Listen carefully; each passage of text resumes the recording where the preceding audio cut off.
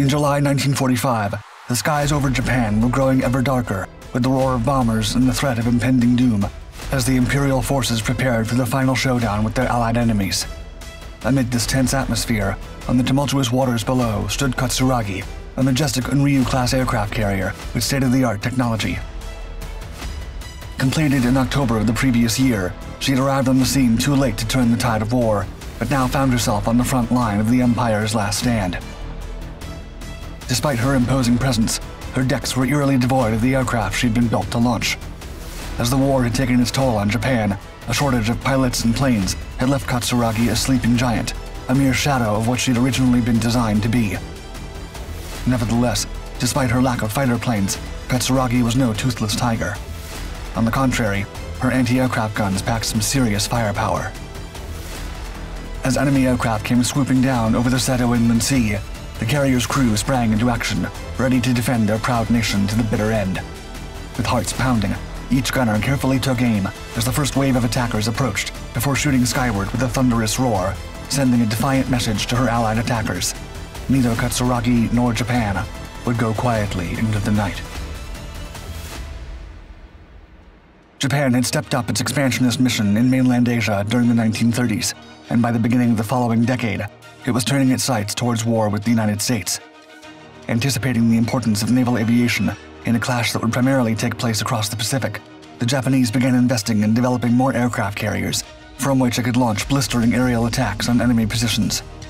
The Imperial Navy began its Maru-Q, a rapid naval armament supplement program, in August 1941, constructing 293 new vessels, including Unryū, the first aircraft carrier of a new class. On December 7, 1941, the surprise attack on Pearl Harbor would show the Japanese just how effective carrier-based aircraft could be, as they wreaked havoc on the American fleet with torpedo and dive bombers. However, the Pacific Theater's next major encounter at the Battle of Midway in June the following year led to major losses for the Imperial Navy, including 4 of its frontline aircraft carriers. In response, the Japanese introduced another armaments plan called the Kaimaru 5, or the Modified 5th Naval Armament Supplement Program, which aimed to introduce 15 new Unryū-class carriers. As Japan found itself locked in a grueling conflict with the Allies over the following years, insufficient resources would lead to most being cancelled. Yet, there were 2 further Unryū-class carriers which would be completed. First Amagi, and then Katsuragi. Ordered on June 25, 1942, Katsuragi, along with the other ships that made up the Unryū-class, was based on the Hiryu carrier built in the 1930s. They fell into the medium-sized carrier category and had a similar hull size and shape, with an overall length of 745 feet 11 inches and a beam of 72 feet 2 inches. At deep load, she had a draft of exactly 26 feet and displaced 22,179 long tons. She was designed for a crew of 1,576 officers and men, which would be increased to 1,600 when operating as a flagship. One major departure from Hiryu was the placement of the carrier's island, which contained the ship's bridge and an operations control center. Where the older vessel had placed it on the port side, a uniquely Japanese quirk, Katsuragi and the other Unryū-class carriers had theirs on the starboard side, a more conventional setup, which would bring them in line with American and British carriers. What's more, where the Hiryu had included 3 elevators to transport aircraft from the hangars to the flight deck, this was reduced to 2 in order to simplify construction and reduce stress on the hull. While Unryū and Amagi had been fitted with the same 152,000 shaft horsepower steam turbines as the heavy cruiser Suzuya, by the time it came to Katsuragi, Japan was suffering from heavy shortages, and as such, she was given the less powerful 104,000 shaft horsepower turbines used by Akizuki-class destroyers instead.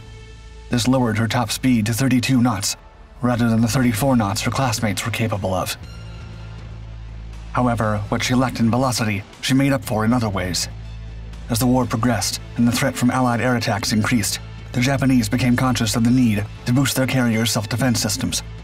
Consequently, while Katsuragi was armed with Unryū and Amagi's 12 twin-mounted 40-caliber Type 89 dual-purpose guns and 6 28-round rocket launchers, she was also given 22 triple and 30 single Type 96 anti-aircraft guns, significantly more than the other carriers. In addition, she had 6 depth charge throwers, which could be used to defend herself from Allied submarine attacks. On December 8, 1942, A year and a day following the Pearl Harbor attack that initiated the Pacific theater of World War II, Katsuragi was laid down at the naval arsenal in Kure, Hiroshima. The Japanese Imperial Navy held great expectations for this new aircraft carrier. Their plan was for her to transport an air group made up of 12 Mitsubishi A6M0 fighters, plus 3 in storage, 27 Aichi D3A Val dive bombers, plus 3 in reserve, and 18 Nakajima B5N Kate torpedo bombers, plus 2 in crates. Katsuragi may not have been able to house so many aircraft in her hangars, but this problem was to be solved by having 11 planes permanently carried on the flight deck. As Japanese aeronautical technology progressed over the course of the war, Katsuragi's planned air group was updated to include the latest aircraft being developed. In 1943, it was revised to consist of 18 Mitsubishi A7M SAM fighters, plus 2 in storage, 27 Yokosuka D4Y Judy dive bombers, and on the flight deck, 6 Nakajima C6N Mert reconnaissance aircraft. Katsuragi was finally launched on January 19, 1944, and completed on October 15 the same year, making her the last aircraft carrier to be finished by the Japanese in World War II. However, neither the A7M nor the C6N were ready yet, so the air group was revised once again. The new plan was for Katsuragi to carry 27 Zeros, 12 D4Ys, including 3 reconnaissance versions, and 9 Nakajima B6N JIL torpedo bombers. Commissioned to the mobile fleet of the 1st Carrier Division of the Imperial Japanese Navy, under the command of Equipping Officer Captain Kawabachi Masaru, during her first few months of service, she moved between the inland sea ports of Gunshu, Kure, Hashirajima, and Iwakuni, preparing for upcoming battle service alongside her fellow Unryū-class carrier Amagi, as well as torpedo adjustment and attack training with the Yokosuka Air Group. Yet by early 1945, the Japanese war effort was seriously struggling to keep its head above water, having been dealt blow after blow by Allied forces in a series of intense battles across the Pacific. Fierce fighting in the Philippines throughout the fall and winter had left Japan suffering from heavy casualties.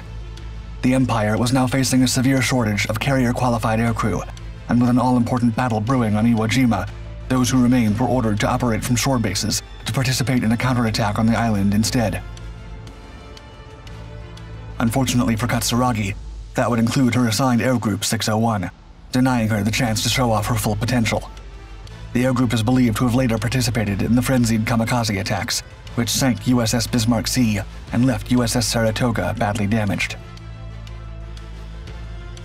With no adequate pilots available, Katsuragi may not have been able to function as the aircraft carrier she'd been designed to be, but Japan was looking down the barrel of defeat, desperately trying to protect what remained of the Empire, and would have little trouble finding an alternative use for its latest vessel.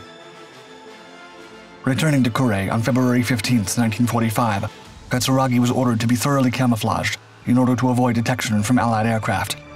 Her elaborate disguise would include fake houses, sheds, and roads on her flight deck, whole trees planted on her island, and foliage wrapped around her mainmast. However, she was not simply being hidden to prevent falling victim to a bombing raid. Her powerful anti-aircraft system was fully manned, her crew constantly on the lookout. With the Allied net around Japan steadily closing in, it wouldn't take long for Katsuragi to find herself in the line of fire. Task Force 58, also known as the Fast Carrier Task Force, was the main offensive arm of the US Navy, and it was getting closer and closer. On the morning of March 19th, the port of Kure was subjected to a ferocious air attack by planes launched by the task force. As Katsuragi's crew looked up to the sky, they saw something large and menacing rapidly hurtling towards them. In the chaos of the battle, it remains unclear whether it was a bomb or a rocket, but whatever it was, something came crashing onto the starboard bow, 8 feet behind the prow, tearing a 5-foot diameter hole in the shell plating and the upper deck. As other projectiles went screaming past, shrapnel flew through the air, causing damage to the flight and upper hangar decks, and claiming the life of a crew member, while leaving 3 more wounded. Moments later, Katsuragi was hit again, this time on the aft port side of the flight deck, while a very near miss caused extensive flooding in the carrier's air compressor room and the number 8 fuel tank. As the savage attack eventually let up, Katsuragi was repaired before being moved to the island of Mitsukojima in Kure Harbor, where she underwent further camouflaging. Meanwhile, the Battle of Iwo Jima raged on, with 5 weeks of brutal fighting, eventually ending in an Allied victory on March 26th. The next confrontation would come in Okinawa, turning out to be the most casualty-heavy encounter of the entire Pacific War, before ending in the same way as Iwo Jima on June 22nd. The Allies had finally liberated all the former Imperial territories, leaving just one final target: Japan itself. As the Allies planned their invasion under the codename Operation Downfall, Katsuragi lay in wait. Though victory seemed impossible, the Imperial Council had decided that the war would be fought until the last man, and Katsuragi was ready to honorably defend her homeland at all costs. The day of reckoning would come on the morning of July 24th. The ominous drone of engines loomed over the inland sea as U.S. Navy Task Force 38 advanced rapidly towards the Japanese naval stronghold at Kure. Spotting their first target, Allied dive bombers swooped down upon Amagi, inflicting such destruction that her crew would be forced to abandon ship later that day. On the other end of the island, Katsuragi's careful camouflage helped her to avoid enemy attention, remaining undetected for the time being. It wouldn't be long before the Allies would become aware of her presence, but Katsuragi, under the cool-headed direction of Gunnery Officer Hawashi, was waiting for them with a relentless barrage of anti-aircraft fire. Suddenly, a single 500-pound bomb came crashing down on an anti-aircraft mount on Katsuragi's port side. In an instant, the 13-man gun crew was obliterated, with another 5 men wounded, though the ship would suffer little in the way of structural damage. But it wouldn't be long before the Allies would strike again.